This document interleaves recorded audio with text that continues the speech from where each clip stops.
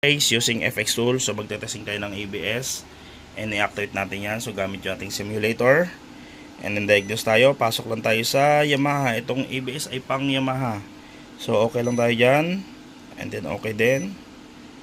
Yan, okay lang ng okay hanggang makapasok tayo doon sa target natin na menu.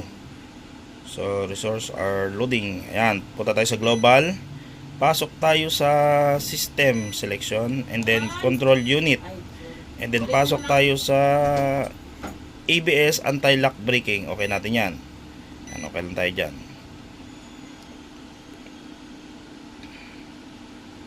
Okay. So pasok tayo sa read kung may error. Ayan. So no trouble code found. Ayan. And then punta tayo sa clear muna. Ayan. Clear. Para mag-process yung ating ECU. Okay, so after natin na ma-clear, back, punta tayo sa service and maintenance. Punta tayo dito sa diagnosa. Ayan, so makikita natin dyan, ayan. So, gagawin natin dyan, pindutin lang natin yung okay, nakalagay dyan, this test produce the same reaction for again.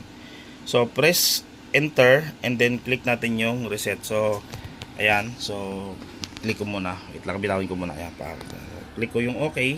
And then i-click ko yung reset. Tingnan nyo, gumagana yung FX load natin sa ABS. Okay, and then ayan o. Okay, working siya guys. Okay, see? So, tanggalin natin power kasi hindi natin pwedeng patagalin. Baka masunog yung carbon natin. Pero yung FX loads natin ay working din sa ABS. Okay? So yun guys, sa mga gustong matuto at magkaroon ng FX tool, okay? So available yan guys. Bye bye!